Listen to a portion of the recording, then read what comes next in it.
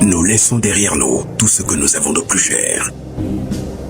Enfants, épouses, amis, pères et mères.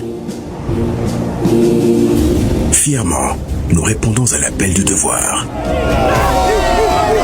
Pour que les déplacés et les réfugiés rentrent à la maison.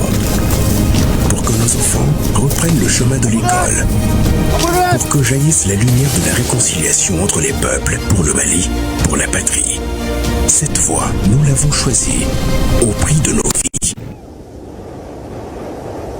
Nous défendrons nos couleurs. Et si nous laissons derrière nous, veuves et orphelins, nous vous prions, prenez soin d'eux.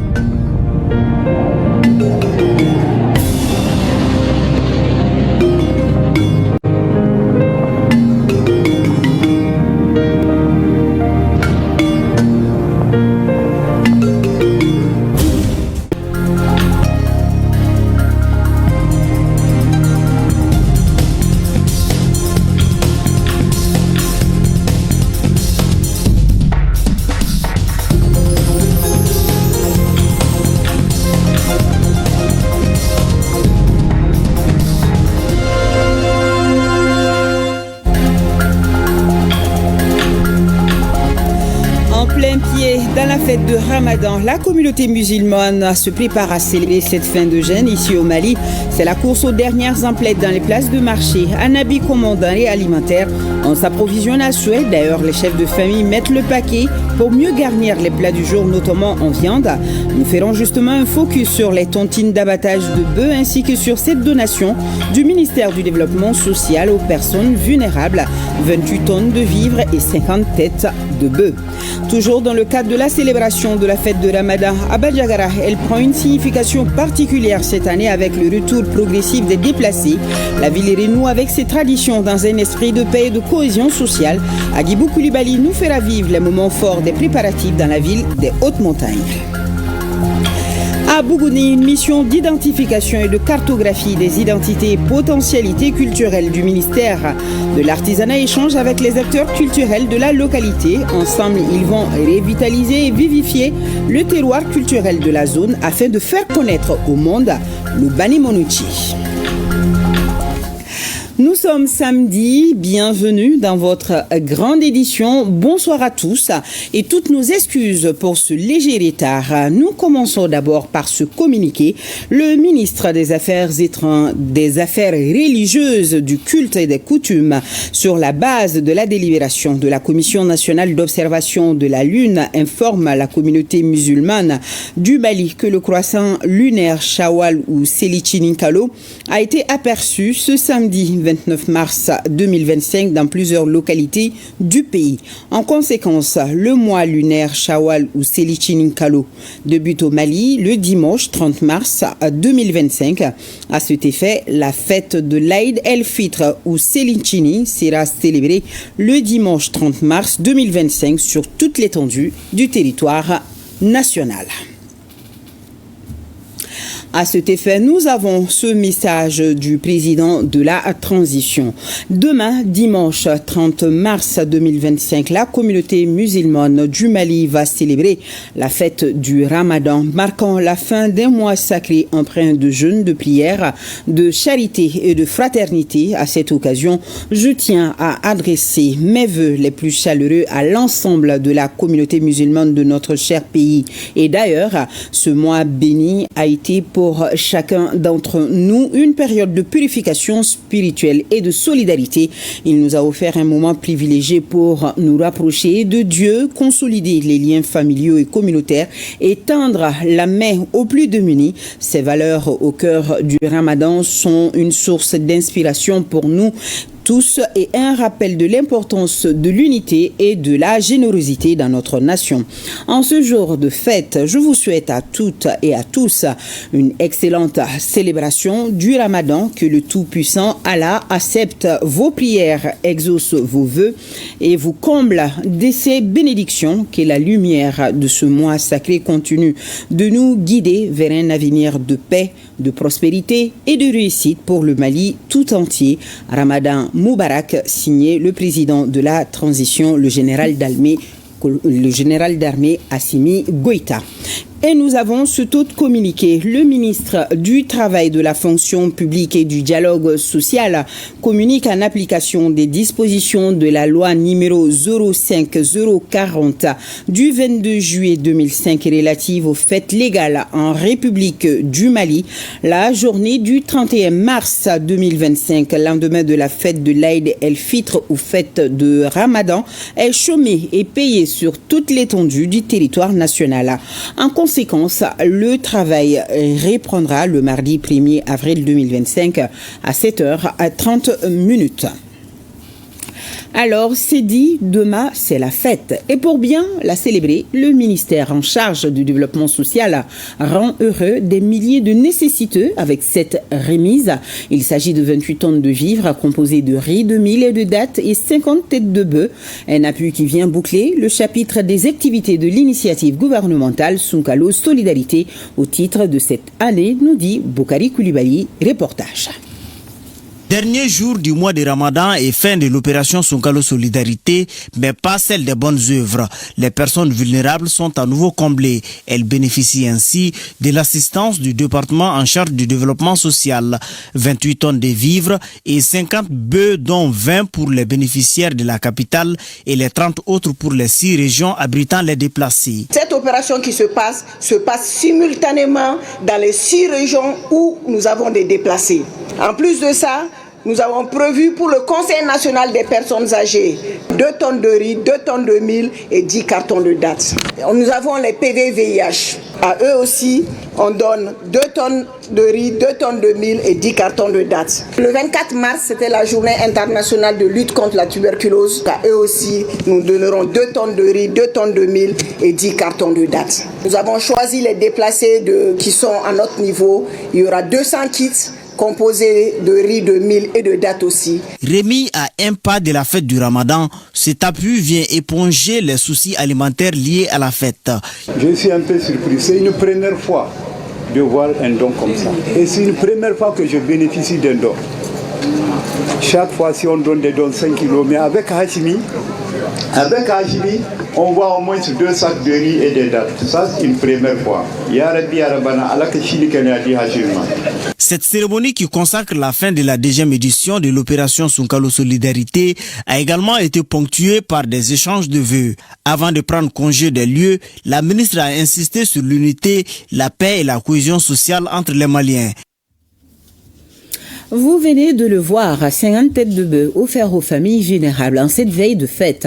La démarche est pareille dans pratiquement tout le Mali. Oui, les chefs de famille mettent le paquet pour mieux garnir les plats du jour, notamment en viande. Cela est encore vrai où les tontines d'abattage de bœuf deviennent presque une obligation pour avoir de la viande. Cependant, la fête intervient cette année dans un contexte de soudure, qu'à cela ne tienne. Si la tête du bétail est relativement chère, le respect des règles d'abattage reste à désirer dans la plupart des coins visités par notre équipe de reportage conduite par Mohamed Naman et Idrissa Traori. Samedi 29e jour du mois de Ramadan. Comme depuis toujours, les couleurs de la fête s'annoncent avec les traditionnels abattages de bœufs un peu partout en ville depuis tôt le matin. À 8 heures, dans la cour de cette grande direction, les bouchers ont déjà mis à terre une dizaine de bœufs, mais dans quelles conditions? C'est une vieille tradition que nous avons trouvée sur place. Chez nous ici, chaque mois, on prélève un montant bien déterminé sur la paie et à l'approche de la fête, on cherche des bœufs qu'on abat. Nous sommes au nombre de 17, on a trouvé 2 têtes. Le montant à prélever par mois, 2000 francs. Chacun a cotisé 40 000 francs. Les deux, c'était à 700, en raison de 300 et de 400 000. Nous avons vu des bœufs de qualité ici, comme des petites bêtes aussi. Mais la cherté des bœufs cette année est due au prix de l'aliment bétail. Même l'hivernage ne fait pas que le prix chute. Cherté de la vie oblige, les bêtes ont été acquises à prix d'or. Avec la crise là, c'était pas facile, hein. Le marché n'était pas du tout facile et les gens n'avaient pas beaucoup de moyens pour s'acquérir des bœufs. Bon. À quelques dizaines de mètres de là, dans cet autre service, des bœufs sont dépecés sur les trottoirs. L'équipe de contrôle vétérinaire constate des viandes de qualité, mais qu'en est-il de l'autorisation de la dérogation spéciale de la mairie? 475 000, 8 personnes. Nous sommes 8 et nous avons une ou deux bœufs à 475 000 francs. On était 10 l'année dernière. Nous achetons avec le même vendeur depuis plusieurs années. C'est ce qui nous a sauvés cette année. Un peu plus loin sur la rive droite, le grain G17 dépaisse l'un des 4 bœufs de la fête en pleine rue. Bien organisés dans leur tontine, ses amis d'enfance ne se plaignent pas du coût des bêtes cette année. L'année dernière, nous étions à 2 têtes. Présentement, nous sommes 17. Cette année, nous avons 4 bœufs. Et voilà, nous avons cotisé les 5 000 depuis la fête du Ramadan passé. Donc nous avons alors commencé à cotiser les 5 000. Et à la date d'aujourd'hui, je pense qu'on a plus. On a plus. C'est la raison pour laquelle on s'est pu acheter les 4 bœufs. Le président de la délégation spéciale de la mairie de la commune 4, joint par nos soins, nous fait savoir qu'il n'a été saisi d'aucune demande de dérogation spéciale d'abattage malgré sa mise en garde sur la tenue d'activités illégales dans sa circonscription. Partons à Badjangara, dans les hautes montagnes où la fête de Ramadan prend une signification particulière cette année. Oui, le retour progressif des déplacés dans la ville redonne joie et enthousiasme aux habitants qui renouent avec ces traditions dans un esprit de paix et de cohésion sociale. Entre les derniers achats au marché, les préparatifs des repas festifs et les prières collectives, l'effervescence est palpable, nous font savoir Agibou Koulibaly, Mahamadou Sidibé et Oumar Guindo. Cette année, la fête à Badjangara prend une dimension exceptionnelle. Après des années de déplacements forcés causés par l'insécurité, de nombreuses familles retrouvent enfin leur foyer. Grâce aux efforts des autorités et des partenaires engagés pour la paix, les déplacés célèbrent cette fête chez eux, renouant avec leurs traditions dans la dignité et la fraternité. On a quitté ici il y a de cela 7 ans. Aujourd'hui, nous sommes très heureux et pouvons remercier Dieu. Cela se traduit par le respect et la considération que nous avons bénéficié du gouverneur de la région et de la population. L'impact du retour des déplacés se fait également ressentir sur l'économie locale. À l'approche de cette fête, vous voyez ce beau monde. Cela illustre la cohésion entre les communautés. Nous saluons notre gouverneur. Aujourd'hui, il y a eu un grand changement. Il ne faut pas que les gens écoutent ceux-là qui donnent la mauvaise information. Le sentiment qui m'anime est que nous sommes en train de vendre nos marchandises. En ces moments, nous invitons les populations à venir faire des achats à l'approche de cette fête.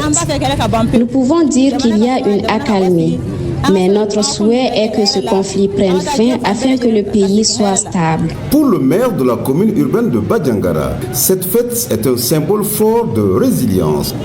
Aujourd'hui, l'appel capital que je lance à tous les Maliens, c'est d'accompagner nos autorités.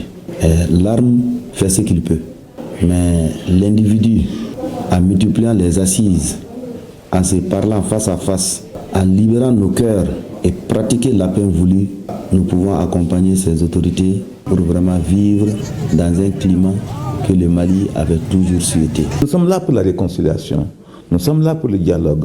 Donc nous nous sommes déplacés plusieurs fois sur le Sévaré avec une grande ONG qui est là-bas qui s'appelle APU-IDEC. Celle-là, elle est autorisée à dialoguer avec qui que ce soit. De son côté, le préfet du cercle de Badjangara insiste sur l'engagement des autorités pour un retour durable des populations. Le cercle se porte de mieux en mieux. De mieux en mieux parce qu'il y a de cela quelques mois, c'était difficile même d'accéder au cercle à travers la RN15. Grâce à Dieu aujourd'hui, c'est un mauvais souvenir. Donc je dirais que, en tout cas, nous allons bien vivre la fête s'il plaît à Dieu. Nous sommes pratiquement à la fin du mois de Ramadan, qui nous a permis de faire un lancement sur l'initiative des autorités à travers l'opération Sunkalo Solidarité. ce qui a permis à l'ensemble des fidèles chrétiens et musulmans de se retrouver en toute communion. Nous avons remarqué une véritable symbiose et une acceptation totale. Dans nos objectifs, sur la nationale 15, lorsque vous vous déplacez, vous voyez plusieurs villages abandonnés. Voilà, c'est notre prochain objectif et nous en avons parlé à nos partenaires pour nous aider également à faire retourner ces villages. Avec les moyens du gouvernement et soutenus par nos partenaires, nous pensons que cela également serait très possible dans les jours à venir. À travers cette célébration, Bandiagara envoie un message fort. Malgré les épreuves, l'espoir renaît et la paix se construit jour après jour grâce aux efforts conjugués de tous. Bravo à la ville de Bandiagara. Un mot de la Zakat el-Fitr. Dans la religion musulmane, la fin du Ramadan est sanctionnée par un certain nombre d'obligations religieuses, dont cette Zakat. Elle est une forme d'aumône qui a été faite par le prophète Mohammed, paix et salut sur lui. Elle est devenue une obligation pour chaque musulman et son importance est de purifier le jeûne, autrement dit, corriger les erreurs survenues dans l'accomplissement du jeûne par le musulman.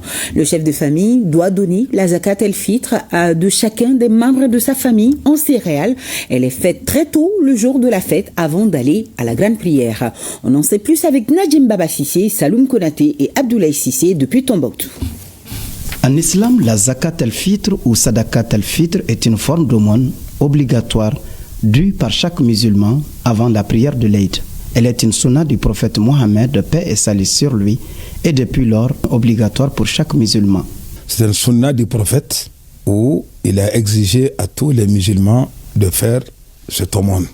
Donc on l'appelle zakat al-fitri, on l'appelle aussi le zakat du corps, on l'appelle aussi la zakat de la tête, on l'appelle aussi l'aumône de Ramadan. Donc à peu près il y a 6 appellations pour les zakat al-fitr. Mais c'est une chose qui a été imposée. C'est une sunna obligatoire du prophète Mohammed sallallahu alayhi wa sallam à tout musulman. Le musulman doit s'acquitter de cette obligation compte tenu de son importance. Parce que le zakat al-fitr, on dit c'est pour purifier le jeûne. C'est-à-dire le jeûneur au moment où il était en jeûne, il y a beaucoup des activités qui se passent qu'il ne contrôle pas. Mais le fait quand même de faire le zakat al-fitr, on dit c'est une purification pour le jeûne et c'est un appui aussi pour les pauvres. La zakat el-fitr est donnée en céréales dont la valeur correspondrait à 2,5 kg pour chaque membre de la famille. À cet effet, d'autres unités de mesure existent avec la même valeur. Le prophète a recommandé un sa. Un sa, ça veut dire 40 vers 8. Vous avez vu le vers 8 là? 40 vers 8 est égal à un sa.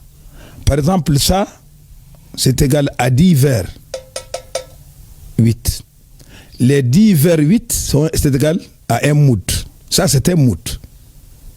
Maintenant, ça, qui est un moud, 4 fois, c'est égal à un sa. Donc, 10 vers 8 est égal à un moud.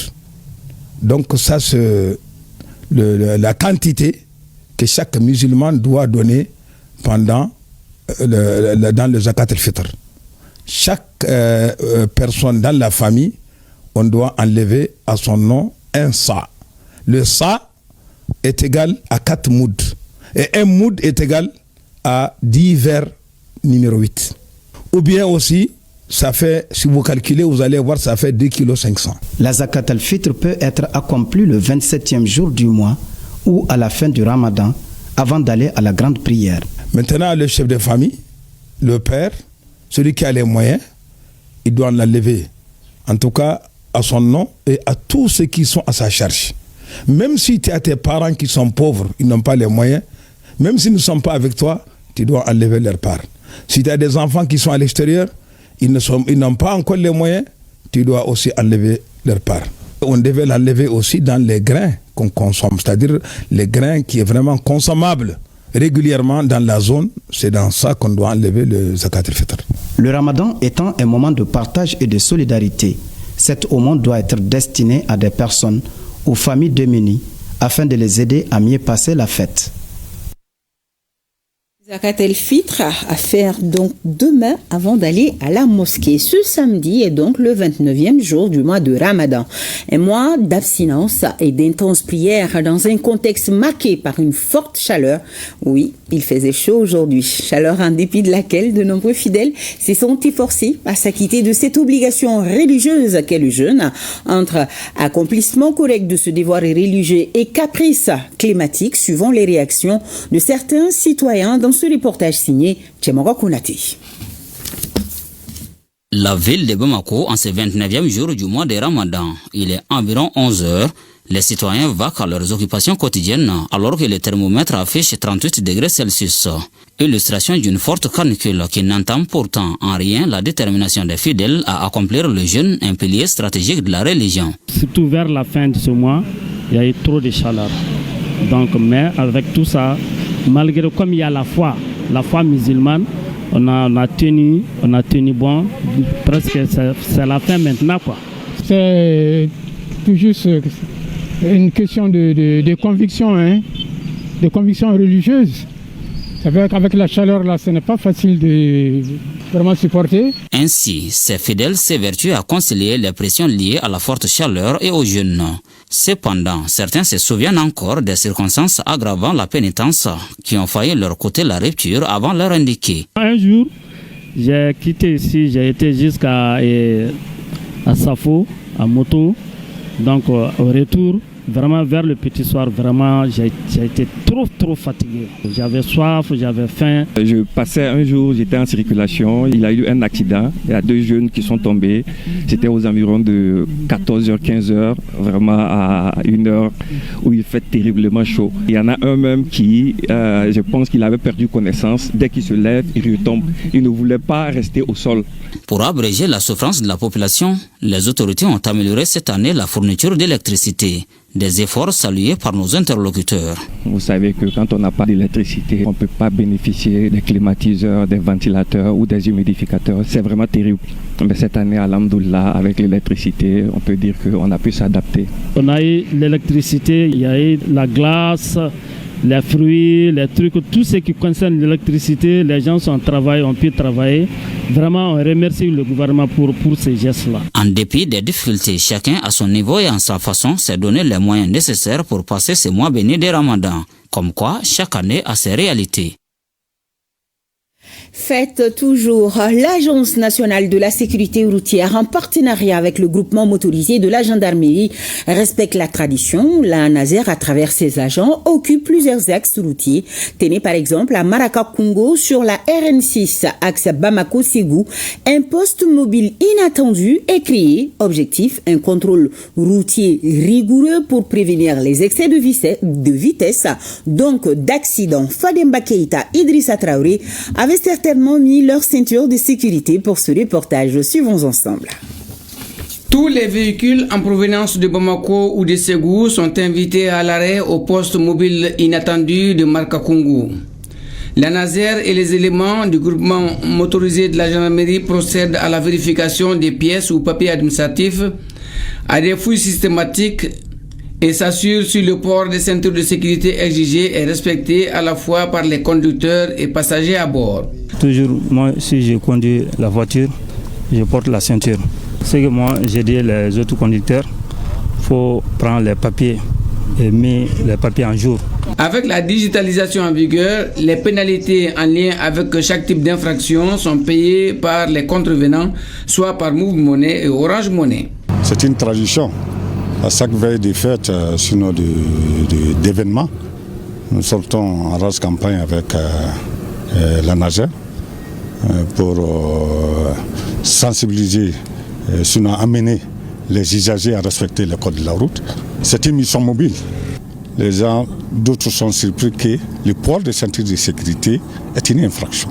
Tous ceux qui sont au-delà du 90 à l'heure sont automatiquement pris par les radars, qui est notifié par les usagers. Tous ceux qui ne sont pas en jour sont directement verbalisés. Par digitalisation maintenant, vous avez Move Money, l'Orange Money.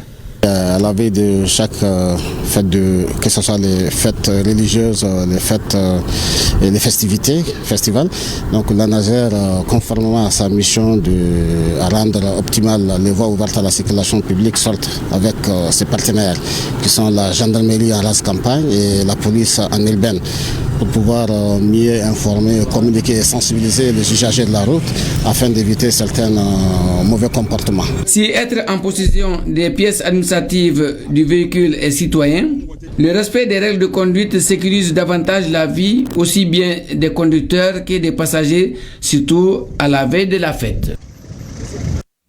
Et si on quittait les routes pour faire un tour dans les salons de coiffure et instituts de beauté qui reprennent service en se frottant très bien les mains, nous avons scruté la capitale pour vous faire vivre à l'ambiance de quelques-uns de ces lieux. C'est avec Awa Adama Koulibaly et Siriki Koulibaly. À quelques jours de la fête, le marché des cheveux est encore morose. À défaut de tête humaine, la plupart des dames des halles de Bamako se contentent de celles de mannequins.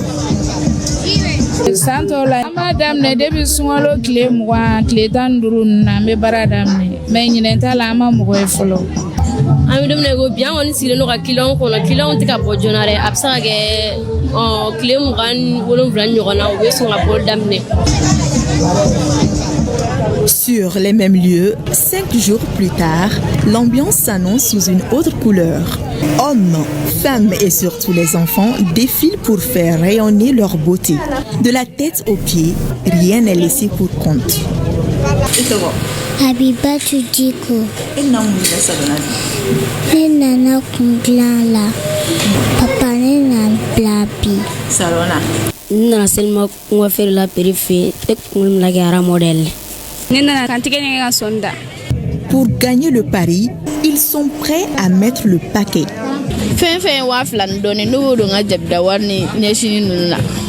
C'est la nega la bemeta wananela finitala.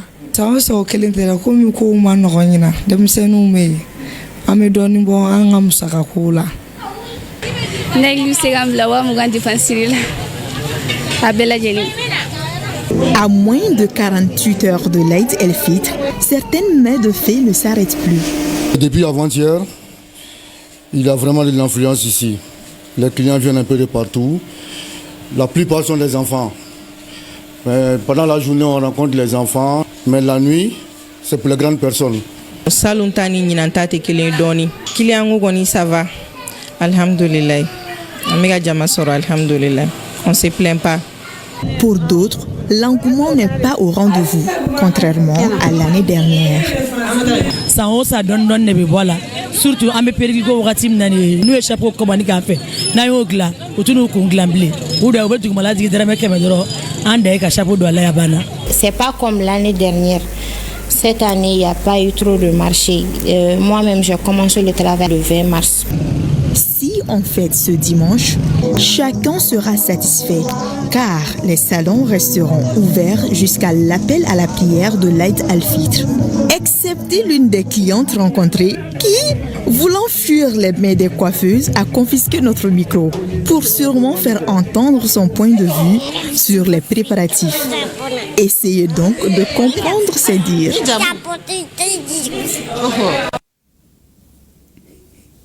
Et elle sera très belle à Wadama Klubali. Soukalo Solidarité à Nyamokoro et Mayamougou dans la commune 6 du district de Bamako et à Nyomirambougou en commune 3 du district de Bamako.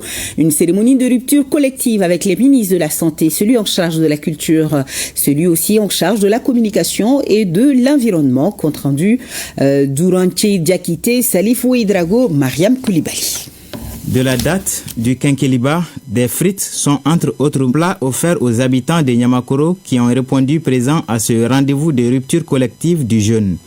Ce geste est une volonté du président de la transition concrétisée par le ministre de la Santé et du Développement social et son collègue en charge de la culture. Nous, au niveau de la jeunesse, vraiment, c'est juste une joie et dire aussi que vraiment que ça doit continuer. Ça ne doit pas s'arrêter seulement le mois de carême. On doit juste continuer à chaque fois de dire aux membres du gouvernement de descendre et venir rencontrer la population pour au moins échanger avec la population. Comme vous voyez, cette initiative de Sungalo Solidarité a été une belle opportunité de rapprocher les gouvernants des gouvernés. On fait tout dans la communion. Les deux ministres ont profité de l'occasion pour aborder quelques sujets d'actualité du pays. On a parlé des 3 principes qui gèrent dorénavant le Mali. On a parlé même récemment de la taxation téléphonique qui a eu lieu et faire comprendre aux uns et aux autres que nous devons être tous unis, tous les Maliens, et nous écouter les uns et les autres pour le bonheur et surtout encourager la jeunesse. Une scène de prière a mis fin à l'événement. Le mois de Ramadan est un moment de résilience et de partage pour la communauté musulmane. Dans notre pays, les fidèles profitent de l'occasion pour prier pour la paix et la cohésion sociale. C'est pour nous rapprocher en tout cas de la population. Et dans cette période de Ramadan et du carême chrétien aussi, donc c'est l'occasion pour le peuple malien d'être unis dans les esprits, unis dans les cœurs, pour implorer la miséricorde du Tout-Puissant et miséricordieux, afin que la paix revienne au Mali, afin que, en tout cas, tout ce que nous aspirons comme bien pour ce pays, cela puisse vraiment être exaucé. Dès l'appel du muezzin du jour, chacun sans distinction tenait son verre pour rompre le jeûne. Après la rupture, les fidèles musulmans se sont rassemblés pour une prière. Le Seigneur ne fait rien au hasard. Les deux périodes se croisent et c'est des périodes de jeûne, des périodes de prière intense et des périodes d'aumône. Surtout, il faut penser au prochain. Donc, il faut reconnaître la miséricorde du bon Dieu, croire en un Dieu unique et aussi le mettre au-dessus de tout. Aimer son prochain comme soi-même. En ces moments difficiles, l'imam a imploré le bon Dieu à apporter la paix dans nos cœurs pour que le pays retrouve la stabilité. C'est une population de la commune 6 très heureuse qui accueille des membres du gouvernement pour la rupture du jeûne. Un moment privilégié qui trouve tout son sens auprès des forces vives de la dite commune. Partager la rupture avec les deux ministres, cela prouve l'approche entre la population et le gouvernement. Donc c'est une bonne chose aujourd'hui. Nous sommes vraiment très contents. Avoir la présence de deux ministres dans une commune, dans un lieu au même temps, donc ça ne fait que nous donner du réconfort. Nous sommes très contents que nous proposons que ce soit une pérennisation dans les jours à venir. L'opération qui a permis de distribuer environ 300 plats aux plus démunis de la commune est soutenue par les plus hautes autorités du pays en vue de rapprocher davantage le gouvernement à la population depuis leur lieu d'habitation. Un geste qui forge l'entente et le vivre ensemble. À travers le Mali, nous traversons une crise multidimensionnelle et économique également. Ça permet en réalité à la population de se rencontrer, de parler et de faire la rupture ensemble dans la communion. Prendre le repas de l'iftar ensemble et prier le maghrib ensemble, c'est une grande signification. Ça permet de souder le peuple et le gouvernement qui est né son émanation.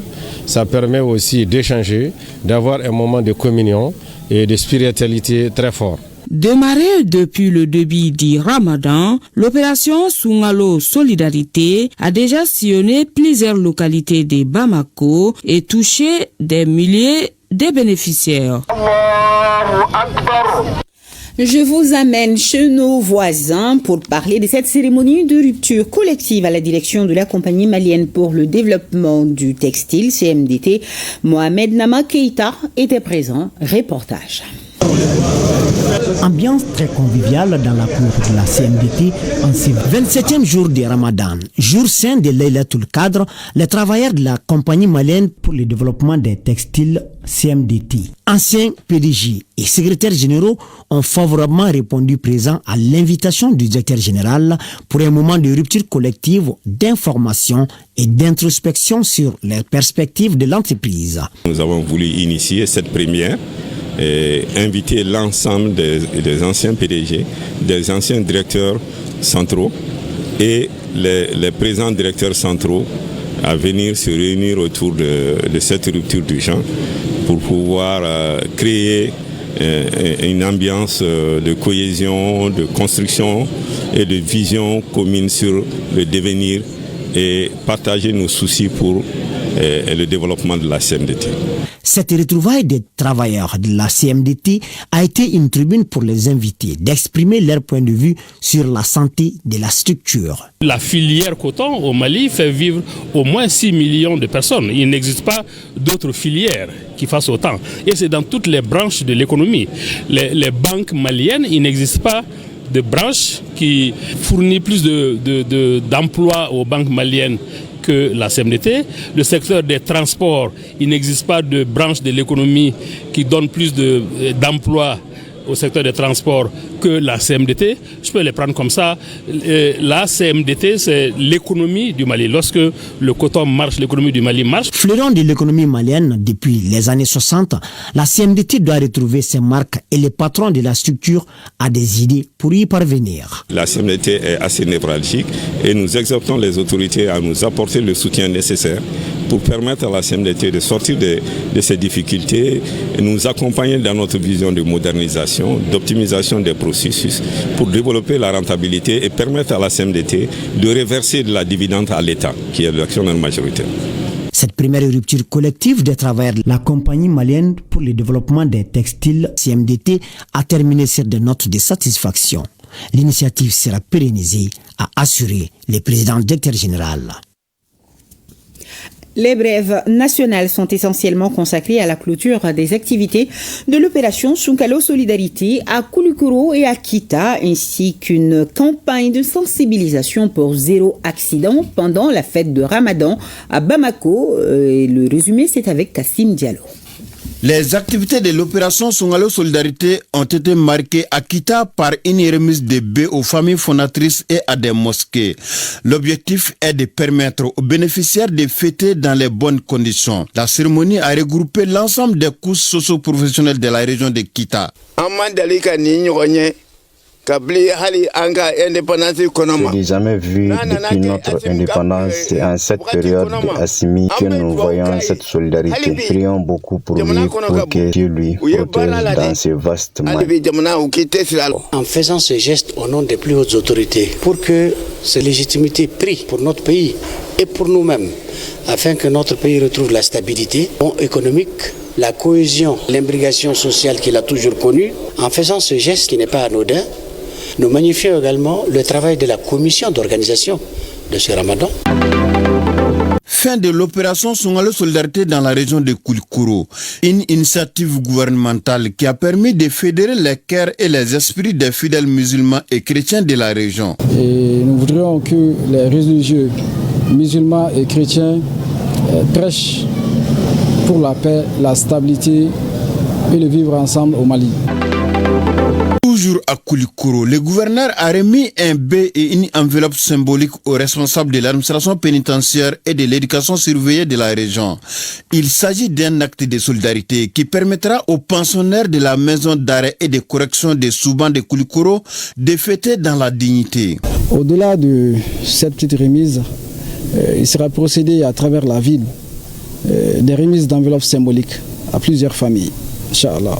Donc ça c'est vraiment important. C'est des recommandations des plus hautes autorités de la transition.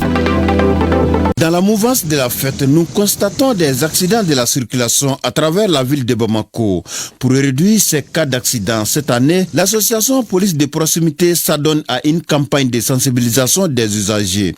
Les motocyclistes sont invités à porter les casques. Quant aux conducteurs des voitures, le port de la ceinture de sécurité est recommandé. Nous sommes là dans le cadre de la sensibilisation sécurité routière. Nous demandons les usagers de respecter les codes de la route et en plus nous demandons encore de rouler doucement. Chaque année on fait là pour sensibiliser les gens. Tout le monde est pressé, il ne veut pas donner la voie à un autre. Donc c'est ça qui provoque en général les accidents de circulation.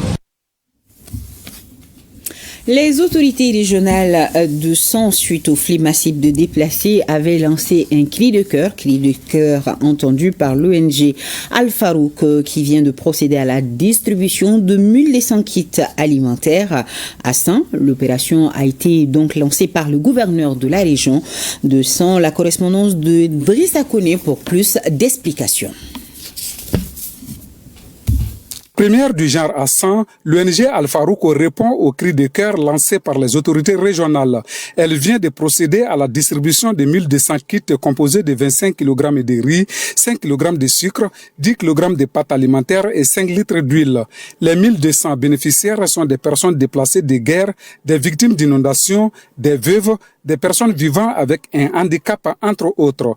Ces kits-là sont financés par le Centre Roi Salman pour le secours et les actions humanitaires exécutés par ONG Al-Farouk du Mali. Ce don d'Al-Farouk va nous soulager en ces moments très difficiles. Nous remercions le roi d'Arabie Saoudite. Nous disons aussi merci aux autorités de la transition. Sang, cette année, a été sérieusement touché par les inondations. L'insécurité grandissante qui a fait que les personnes se sont déplacées. Cette situation a fait que nous avons lancé des cris un peu partout et nous avons été entendus par l'ONG Al-Farouk qui vient nous donner ces dons ce matin. C'est vraiment réconfortant. Le cri de cœur des autorités demeure toujours car plusieurs autres personnes en situation de vulnérabilité sont dans l'attente. Je vous amène à Genève où notre pays prend part à la 58e session du Conseil des droits de l'homme. C'est notre ministre de la Justice et des droits de l'homme, Garde des Sceaux, qui représente le Mali. À la tribune de cette 58e session, Mahamadou Kassogé de rappeler que la liberté d'expression est un acquis inviolable chez nous, ainsi que la défense et la sécurité dans le strict respect du droit international humanitaire. L'adoption du code pénal et du code de procédure pénale est aussi un signal fort pour la protection des droits de l'homme. Il a aussi et surtout dénoncé le rapport de l'expert indépendant qui est à charge contre le Mali. Je vous propose d'ailleurs de l'écouter, un extrait choisi par Bemba Sibi. Monsieur le Président, Mesdames et Messieurs, le Mali prend note du rapport de l'expert indépendant qui est essentiellement à charge et ne reflète pas du tout la situation de mon pays.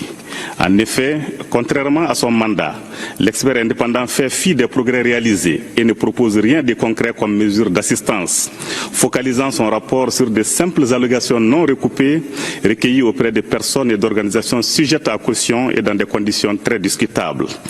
Une telle approche soulève des interrogations légitimes sur la pertinence de ces mandats. Cette situation sera sereinement évaluée dans les semaines et mois à venir. Mesdames et Messieurs, mon pays, le Mali, sait ce que signifient les droits de l'homme et la dignité de la personne humaine. Nous nous employons au quotidien à les respecter et à les faire respecter à travers les différents projets et programmes que nous conduisons dans tous les secteurs d'activité, y compris dans la sécurité et la lutte contre le terrorisme qui est imposé à notre pays et financé par qui nous savons. Au plan sécuritaire, notre vaillante armée, hautement professionnelle et multiethnique, remporte d'éclatants succès dans le strict respect des droits de l'homme et du droit international humanitaire grâce au soutien inconditionnel des populations maliennes, à la mutualisation des moyens avec ses consoeurs de la Confédération des États du Sahel et à l'appui de certains partenaires stratégiques. Pour ce qui concerne la lutte contre l'impunité et l'amélioration du cadre juridique et institutionnel, les abus et atteintes en matière de droits de l'homme et du droit international humanitaire imputables aux groupes armés terroristes font systématiquement l'objet d'ouverture d'enquêtes, d'instructions et de jugements, y compris les violations les plus récentes, hâtivement et tendancieusement imputées par certains aux forces armées maliennes. Aussi, l'adoption récente du Code pénal et du Code de procédure pénale, très protecteur des droits humains, constitue un signal fort en faveur de la lutte contre l'impunité. Je rappelle à ce sujet que la justice de mon pays est pleinement en capacité de prendre en charge tous les cas de violations signalés. Elle est résolument engagée dans la lutte contre l'impunité et mène une lutte implacable contre la corruption, l'esclavage et les pratiques assimilées, les violences basées sur le genre et les violations du droit international des droits de l'homme et du droit international humanitaire, entre autres. Par ailleurs, l'opérationnalisation de la Direction nationale des droits de l'homme témoigne de l'engagement des plus hautes autorités de mon pays à promouvoir et à protéger les droits de l'homme. Mesdames et messieurs, dans le cadre des réformes politiques et institutionnelles, je voudrais rappeler essentiellement l'adoption des textes d'application de la Constitution du 22 juillet 2023 et la mise en œuvre en cours du processus de retour à l'ordre constitutionnel conformément à la lettre de cadrage du 27 novembre 2024 adressée par le chef de l'État au Premier ministre et dont l'axe stratégique numéro 8 est relatif à l'organisation d'élections transparentes et apaisées pour mettre fin à la transition. Pour matérialiser ces derniers axes, le gouvernement a pris plusieurs initiatives, notamment la dynamisation du cadre de concertation entre l'État et les partis politiques, la prorogation de la période de révision des listes électorales, la révision en cours de la charte des partis politiques et l'inscription au budget national de l'année 2025 des crédits pour l'organisation des élections générales. S'agissant du processus de paix et de réconciliation nationale, la mise en œuvre des résolutions et recommandations du dialogue intermalien, la rédaction subséquente en cours de la charte nationale pour la paix et la réconciliation nationale, l'opérationnalisation du centre pour la paix et de l'unité ainsi que de l'agence dédiée aux réparations des violations graves des droits de l'homme sont autant d'acquis contribuant au renforcement de la paix et de la réconciliation nationale. Et relativement à l'espace civique, contrairement aux allégations infondées du rapport, la liberté d'expression est consacrée et s'exerce librement au Mali. À la date d'aujourd'hui, il n'y a aucun journaliste ni un quelconque citoyen en prison en raison respectivement de l'exercice de sa profession et de ses opinions, sauf lorsque ceci s'accompagne de la commission des faits infractionnels. Dans cette hypothèse, la préservation de l'ordre public et la protection de l'honneur et de la dignité des citoyens qui en sont victimes deviennent des impératifs pour tout État responsable. Le Mali continuera à respecter ses engagements internationaux, à coopérer avec tous les mécanismes des droits de l'homme dans le strict respect de sa souveraineté et de ses intérêts vitaux.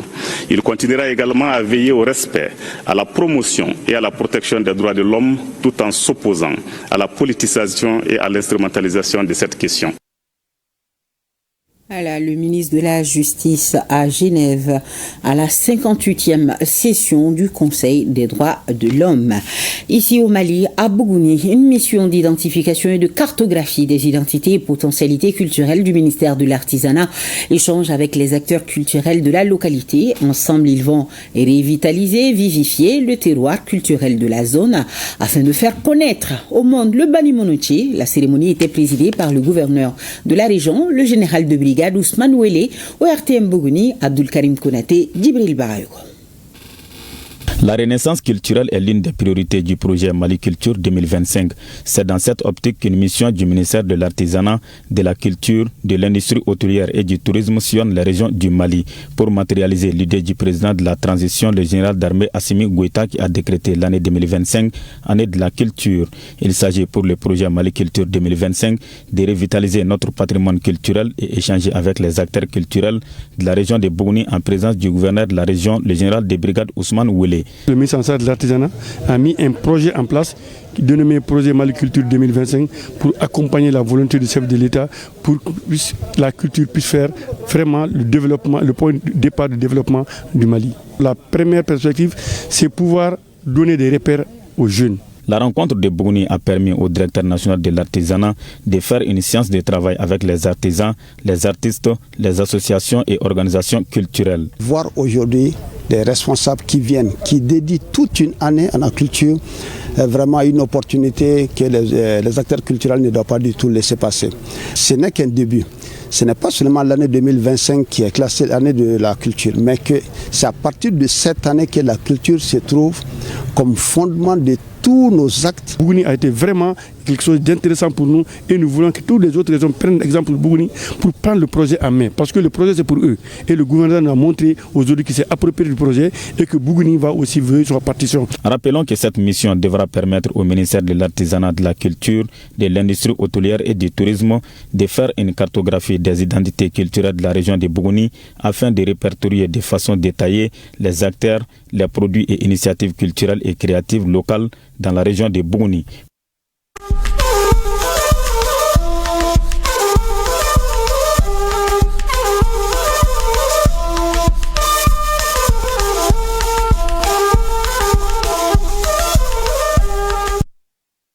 Au Burkina Faso, sortie de la 54e promotion de l'École nationale de la police.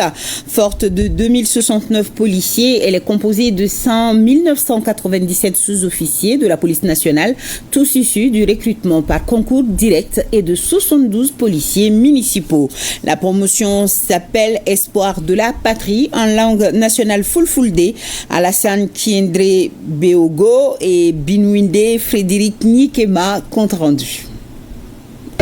Ils seront pris à partie en plein midi.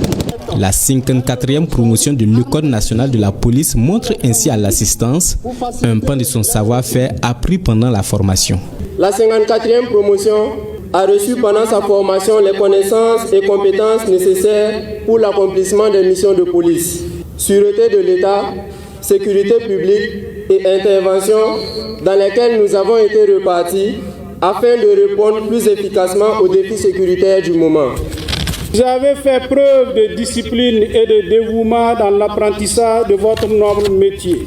Je vous encourage également à travailler en respectant en tout lieu et en toutes circonstances le serment que vous avez prêté le 26 mars 2025 au tribunal des grandes instances de Ouagadougou. La cuvée 2025 de l'École nationale de la police, forte de 2069 policiers, est composée de 1997 sous-officiers de la police nationale, tous issus du recrutement par concours direct.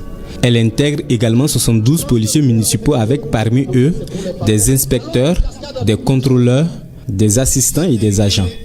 Baptisé Espoir de la patrie ou encore dit Messoud Baba en langue nationale Fulfulde, la cuvée arbore fièrement ses épaulettes, marquant officiellement leur entrée dans le corps.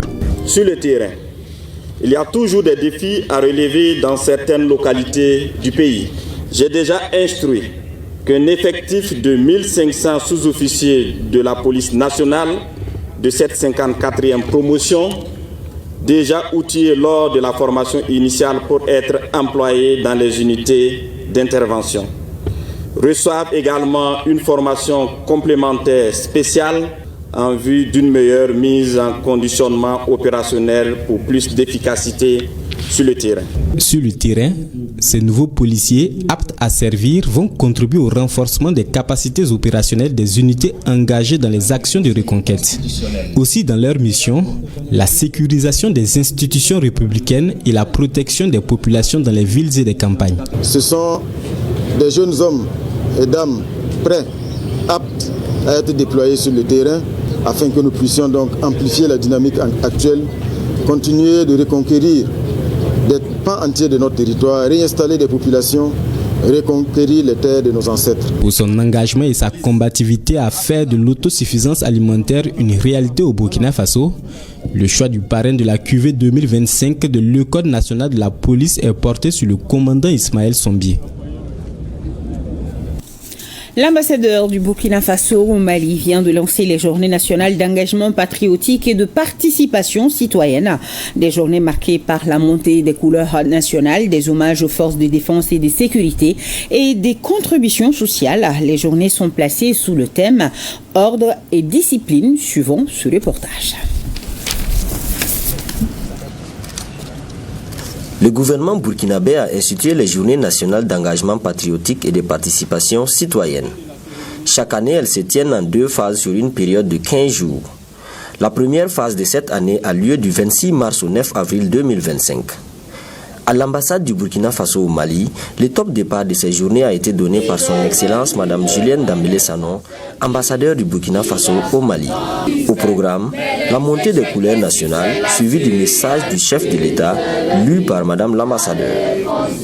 Voudrais-je, à la faveur de cette deuxième édition des journées d'engagement patriotique, que nous marquions de nouveau une halte pour faire le bilan de notre niveau d'engagement en matière d'ordre et de discipline.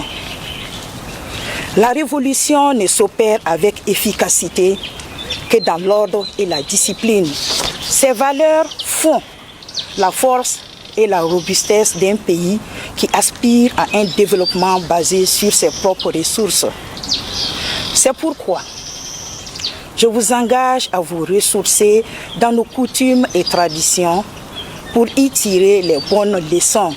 À travers les thèmes de cette année qui portent sur l'ordre et la discipline, le capitaine Ibrahim Traoré, président du Faso, interpelle tous les fils et filles du Burkina à cultiver ces valeurs pour un Burkina prospère avec des citoyens épanouis. Le président du Faso a en outre rendu un vibrant hommage aux forces de défense et de sécurité et aux volontaires pour la défense de la patrie qui luttent farouchement pour venir à bout des leaders terroristes et la restauration de l'intégrité territoriale. À la suite de la lecture du message du président du Faso, son Excellence Madame l'ambassadeur a invité certains participants à donner leurs avis et commentaires sur le message du chef de l'État. Un moment pour la diaspora burkinabé au Mali de réaffirmer leur attachement à la mère patrie. Le chef de l'État nous appelle à la discipline individuelle, la discipline collective. Mon message, c'est d'inviter tout le monde à se déplacer. Ça commence aujourd'hui jusqu'au 9 avril. J'invite tous les Burkinabés vivant au Mali à se déplacer au niveau de l'ambassade pour venir apporter leur contribution. Je demande à tout le monde de faire un geste, même 10 francs n'est pas petit. Et 10 000 francs aussi ne serait pas de trop. Durant cette période, les Burkinabés sont appelés à faire parler leur cœur envers les personnes déplacées internes et à aussi adopter des comportements citoyens pour l'émergence d'un Burkina prospère et des Burkinabés intègres. Revenons au Niger sur la célébration de la Journée mondiale de la météorologie le 23 mars. À cette occasion, une conférence débat a été initiée. Naïtoulaï Hassan et Ousmane Konaté compte rendu. Le 23 mars de chaque année est consacré à la Journée météorologique mondiale qui commémore l'entrée en vigueur de la convention qui a institué l'Organisation météorologique mondiale OMM en 1950. À cette occasion, une conférence débat a été initiée ce vendredi. Cette dernière a été animée par plusieurs directions œuvrant dans le domaine. L'édition 2025 est placée sous le thème « Combler ensemble les lacunes en matière d'alerte précoce ». Pour nous, aujourd'hui, il s'agira d'une conférence publique où, avec les partenaires, qui sera suivie des expositions, n'est-ce pas, de tous les produits et services de ces différents partenaires. Les services de la météorologie permettent de prévenir et d'anticiper certains risques de catastrophes. Et les risques relatifs à ces phénomènes extrêmes se transforment très souvent en catastrophes ces dernières années. Il est impératif de prendre toutes les dispositions nécessaires pour protéger la vie de nos populations et leurs biens, de protéger nos infrastructures socio-économiques en vue de nous adapter de façon adéquate et de pouvoir être résilients face à ces péjorations climatiques. La visite guidée des stands d'exposition a été l'un des moments forts de cette journée. À cette occasion, les invités ont reçu d'amples explications sur le fonctionnement de plusieurs services, notamment la Direction de la météorologie nationale, la Direction générale de la protection civile, le Centre africain de météorologie appliquée au développement ACMAD, l'Agence de la sécurité et de la navigation aérienne ASECNA, entre autres.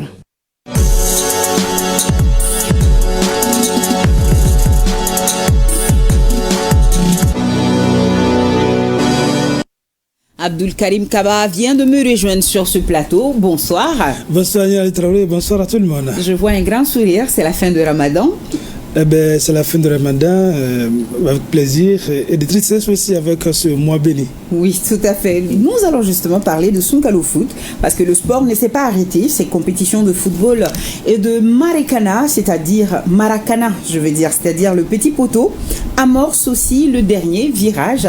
Ces compétitions sont mises en avant pendant cette période de Ramadan. Abdul Karim Kaba. Oui, après les prières du soir, la compétition Soukalo Foot ou encore Ramadan Foot émerveille le public sportif bamakois durant ce mois de Ramadan. Ces tournois aussi amorcent leur dernier village. Le but recherché est de distraire les jeunes pendant le Ramadan.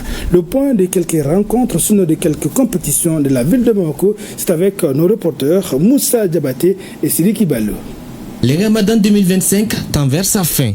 Les sports nocturnes continuent de battre son plein à Bamako, avec des compétitions de 7-7 comme ici sur le terrain public de Daurabougou. Et l'objectif reste toujours de réunir et distraire les jeunes pendant le Ramadan. À travers cette compétition, on a su que la jeunesse peut se retrouver, la jeunesse peut se donner la main et nous pouvons l'affirmer sans aucune ambiguïté que nous avons une jeunesse responsable, une jeunesse engagée, une jeunesse consciente et une jeunesse actrice, non spectatrice. Sur ce terrain, l'air est aux demi-finales. Les détenteurs de la première édition rêvent d'y doubler. Et je suis très fier parce que je suis la première équipe qui a remporté vraiment cette coupe l'année passée. Et cette année également, je suis très ravi. Je suis en demi-finale et j'ai de très bons espoirs que je vais remporter cette coupe une deuxième fois cette année. De l'autre côté, c'est du Maracana ou encore le petit poteau. Vu le nombre de spectateurs et l'ambiance surchauffée, la finale tient toutes ses promesses. Je quitte Soronico pour venir assister à ces rencontres comme chaque année. Les joueurs ont du talent et produisent du beau jeu. J'aime beaucoup le football. Ici c'est notre terrain. On est déjà habitué à jouer ici. Donc les Maracana c'est déjà quelque chose qu'on est habitué quoi. Des jeux techniques et spectaculaires sous le regard admiratif du chef de quartier de Daoudabougou. Vraiment c'est confortable. C'est confortable, ça aide la jeunesse à s'unir et à travailler pour leur avenir. Aujourd'hui à la finale, et ça veut dire que les matchs se sont bien passés et aujourd'hui c'est la clôture. Donc je suis très heureux, très comblé. J'espère bien que la finale va se passer très bien, Inch'Allah. Avec Sungalo Foot, les passionnés du ballon rond vivent leur passion. Ces différents matchs se déroulent dans la communion et la plus grande sportivité. Oui, le Maracana qui devient une véritable institution. Mais la finale sera jouée quand maintenant? Ce soir?